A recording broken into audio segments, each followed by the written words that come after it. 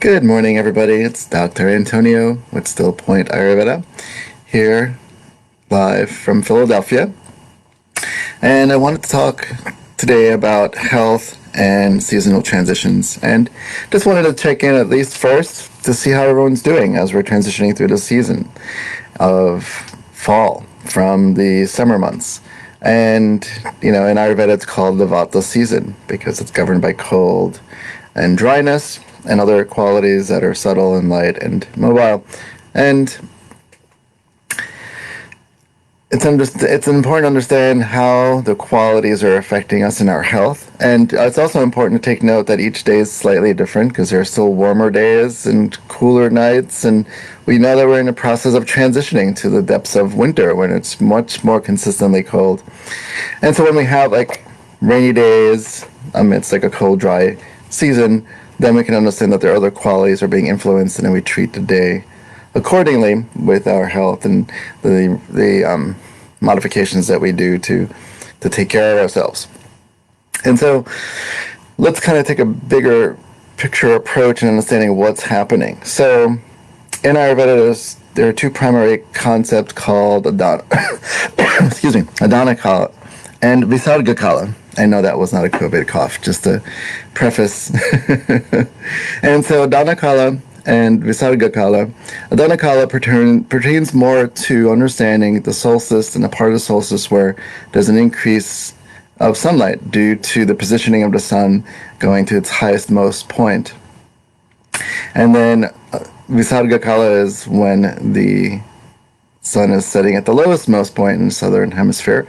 And so that's what dictates, the solstices and whether it's summer versus winter. The summer qualities are governed by heat, and the winter qualities are governed by cold and more increased darkness. And so it's really interesting, because life is sort of oxymoronic or paradoxical this way, that as we're increasing towards the summer months with the increased sunlight, increased heat, etc., in some places a dry heat, in some places a wet, moist heat, we have to understand that the digestive system is also in flux with the seasonal changes because it is part of nature. Ayurveda knows this and knows that we are part of nature and that we are influenced by the seasons. And each of our individualized constitutions is definitely influenced by these qualities, gunas. They're called gunas.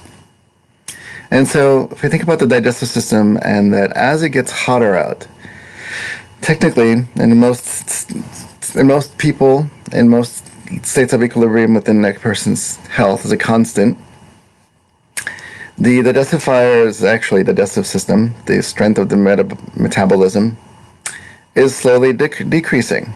So in the hottest, most densest part of the summer, the digestive system, due to its centrifugal relationship, physics, and anatomy, physiology, physiological functions, the digestive system gets weaker because the body is trying to cool down. So the heat disperses from the abdominal cavity and kind of goes into the extremities to cool off. I mean, heat is expansive. When something is really too hot, it expands and it wants to kind of leave the central to cool down. But in doing so, the digestive system in general is a little bit weaker. It's depletive, according to Ayurveda. And then as we're progressing through summer, into fall, and then into winter, the digestive system switches roles, becomes centripetal, and so now the focus is inward. As, if we think about the basics of nature, it gets hot out, we want to go outside and play, and then when it gets colder out, we want to go inside and just kind of like hunker down and shut the windows, shut the doors, put the heat on. And so as we're putting the heat on, the heat in the digestive system is increasing. So many of you, will notice that there's an increase of appetite, now more so. And that's normal. That's normal, healthy physiology. That's alignment with the seasonal changes. And this is when we build. So as we progress towards the summer months, we're not building as much tissue, because the digestive system is switching roles, that switch changes, and body is doing other things with the information. And as we're coming inward, the digestive system is converting more properly the tissues into the tissues from the food, so macro to micro. And so the body is building, and immunity is building, and strength is building, and vitality is building. We're also increasing a little bit more rest, because as we're coming inward, we're not as physically active outwardly. What do the animals of nature do? They kind of go into hibernation. So they rest and they store up. And this is a time of year where we're like increasing more proteins, more fats to kind of build on some more tissue. We're putting on that extra layer of adipose to kind of insulate the heat and keep us warmer and sustain the digestive system and all the systems that are connected to the digestive system. In Ayurveda, one of the primary places that we focus on, establishing health, which is called svastavritti, is making sure the digestive system is functioning. So, as a side note, when people talk about cleanses and detoxes and fasting and all these things, to some extent, it's natural to want to do that. But what is important, which Ayurveda offers significant detail on, is knowing when and who does this and why they're doing this and how they're doing it.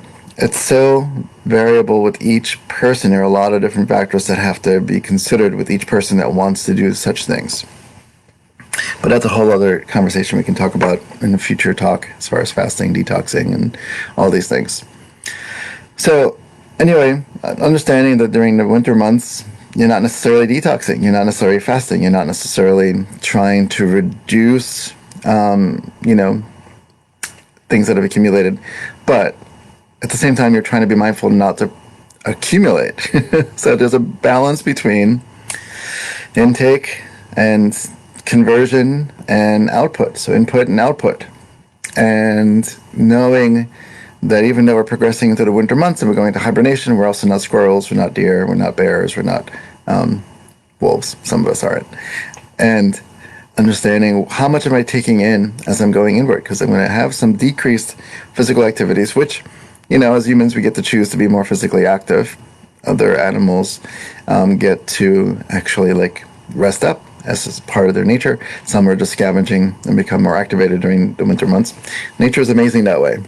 But it's important to understand ourselves within the context of this amazing sphere called the planet as humans. And so noticing in our bodies how we're feeling. And, my question to you is, how are you feeling? We went from August to September and now October. What is your body telling you? Are there any kind of symptoms present? How's your appetite? How are you sleeping? How are your energy levels? How is your enthusiasm? How is your inspiration? How's your mindset? Because the sun is decreasing in the atmosphere, going to the southernmost point. And, for some people that suffer from seasonal affective disorder and things like that, or get slightly depressed, just because it's getting darker out earlier, which I actually love. I think it's just kind of fascinating. I love the whole year. I think it's amazing because each part of the year offers amazing gifts and reminds me of the complexity and the simplicity of nature, and just how I align with it, as time progresses in my own life, how I'm just relating to the seasons and the times of year and things like that. And, I'm always gauging within my own body, how am I feeling today? What's changing? What am I noticing that's part of natural physiological processing? So how are you doing in this whole process? And, notice how you are throughout the year. What times of the year do you feel like you're thriving in and makes you feel the healthiest and most content? And what parts of the year do you feel like you don't like? And this includes the qualities, understanding cold, wet, hot, dry, moist, things like that. Knowing how those qualities affect you is important. These are cues that you get to take in as information to determine how do you regulate your own health. Because it is an individualized journey. It is an individualized process. Though Ayurveda has the concepts of the three doshas, or the three doshas, Vata, Pitta, and Kapha, it's the combination of all the three, because all three doshas, which are governing the five elements, or categorized as part of the five elements, because the five elements make up the doshas based on qualities, all five elements exist. To what proportion, to what ratio, that's your own unique journey to explore, to see how your version of the doshas is manifesting in your body. And your cues are coming from what you're eating and what you're drinking and how you're sleeping and how you're eating, how you're activating throughout the day, how you're deactivating at night, if that's the case, how you're going through the seasons, and how you're going through time periods of your life, because each period of your life, each decade, offers you something slightly different than the previous decade. And, this is all governed by time and space and the elements. And, so you get to find yourself in this. And so take note of the cues. Have you become more constipated? Have you become more dry? Do you feel more lubricated in your joints, in your nervous system, in your spine, in your mouth, your nose, your ears, your eyes, your rectum? Vaginal canal, is it dry? Urethral canal for both men and women. Is there like a sense of dryness or burningness or mucousy discharge? Like, notice all these little things, because this is all information that us Ayurvedic doctors assess to determine like what's happening within this person's constitution, within their state of health, that's either contributing to health or ill health. There are signs that we look for. They're called lakshanas in Ayurveda, that give us an indication of like, well, what's within the ballpark range of what proper health is for this person, and how do we know when they've deviated?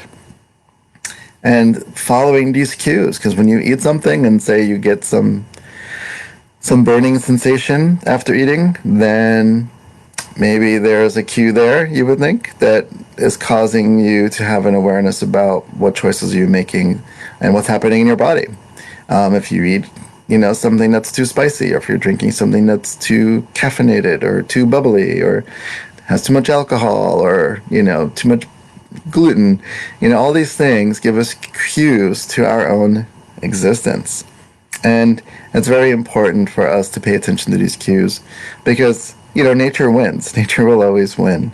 It is much bigger than we can imagine, and we're just a fraction or a fragment of this natural process.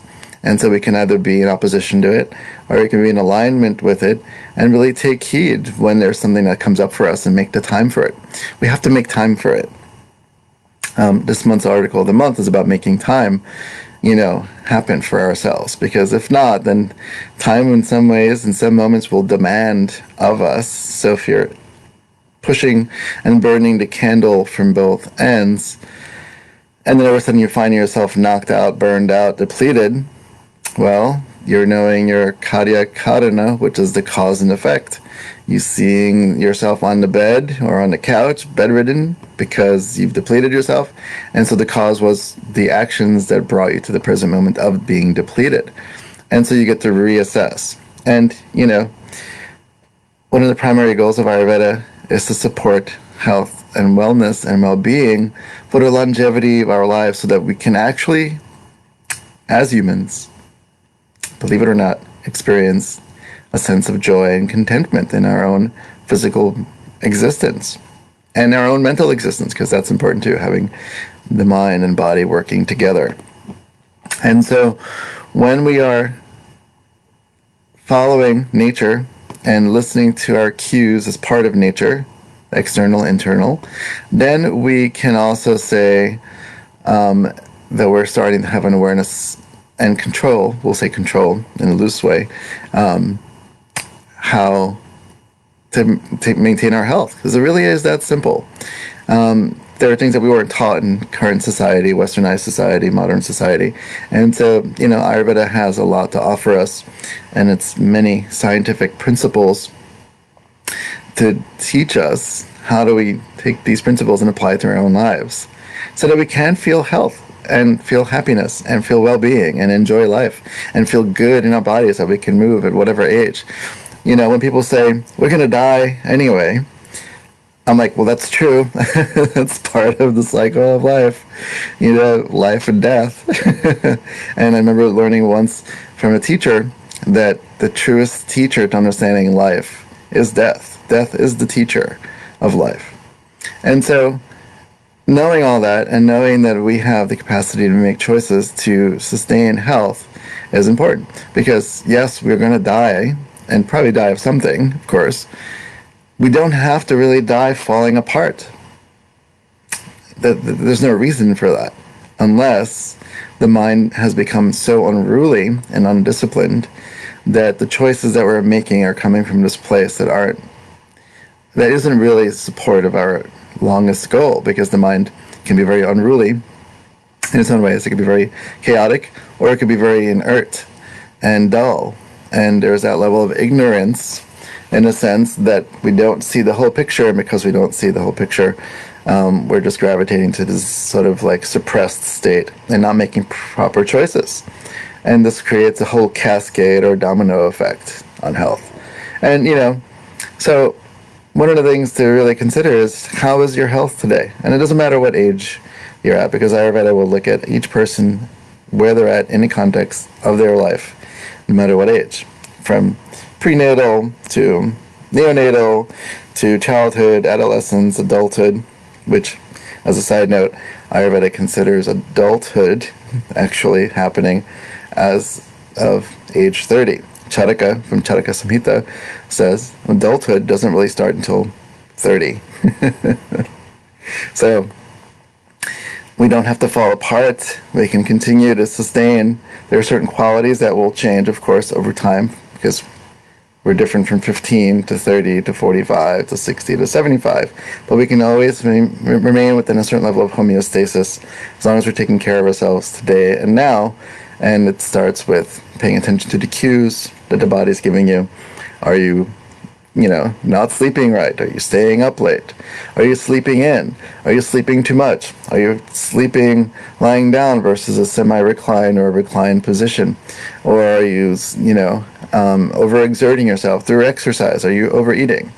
And are you eating at the wrong times? And are you pooping every day? And is it full form? Or do you have diarrhea? Do you poop every couple days, every 2 days, every 3 days? Like, all these things will tell us what's going on, and that something is going on. And Ayurveda, being that it is a preventative science, is designed to help us prevent things by looking at some of the things through a field of understanding that shows us when the little things start to become the bigger things. Can we slow down enough to notice the little things accumulating enough that from what we did the past week, are there little subtle symptoms that you're just ignoring, and then 2 months from now you're experiencing some major symptom and you're like, where did this come from all of a sudden? That doesn't really happen. Nothing just comes out of nowhere. It's really taking time to understand ourselves intimately every day. And then when you do, it's more fun and playful. You can actually navigate more easily. If you start to feel slightly run down, stop what you're doing. Increase the amount of rest, and increase proper supplements, and increase the right diet. Don't eat the wrong kind of diet when you're feeling that kind of stuff, because you're stressing the body and preventing it from doing its job. And as we're feeling optimal in our energy, then can we pause for a moment and say, wow, I feel really good in my mind, my body, my sleep, my digestive system, my energy. What am I doing right now that seems to be contributing to that, not even just short term, but long term, because it's a long term feeling. So something must be going in the right direction that is aligned for who you are, to make sure that you're feeling and staying within a certain range of health. Is perfect health possible? This is one thing, this is a myth that we can break down right now. Perfect health is really an individualized process. The general definition of perfect health is like, in a Western sense, freedom from disease or free of disease. Ayurveda says that's not enough because there are a lot of other things that have to come into account to what does that really mean for proper health and perfect health, and how does it look for that person. Each person has their own threshold. They're unique in that way. Sure, absence of disease is one part of it, but it's not the whole definition. It's not the whole process. Just like you shouldn't be reduced to the lowest common denominator in any definition. You're much more of a holistic person with a lot of different components that make up who you are. And this is what's important to consider. Now, anyway, I'm going to leave here. There's a lot of questions today that I've put out there to you to kind of assess and to sort of reflect on. Someone mentioned something here. Yeah, as a side note, we could actually talk about this in another upcoming talk, about the taste buds and how, like in my cooking classes and in previous talks on food, that, things are designed in a Western sense as far as like palate is concerned, and we're driven by that. And, on a short end, sometimes the taste buds are accurate in telling us what we're needing for our bodies, and sometimes they're telling us the wrong things for our body and contributing. And how do we see that? Based on the output, based on the outcomes of eating such things that either promote our health and longevity or decrease that. So you get to see, like, are my taste buds activated in a proper way? Is my mind making the right choices in conjunction with this? And, looking at the input and output and process in between. So I always love seeing you guys, and I'm glad you guys can join me. And I have my upcoming cooking class this Saturday. And let's see, 2 yoga classes on Tuesdays, Fridays at 8 a.m. Eastern Time. Private message me if you're interested in working with me. I have a discount because of COVID on the current plans, and I look forward to hearing from you and supporting you in optimal health and well-being and contentment and happiness and joy. Have an amazing Monday, and see you all next week.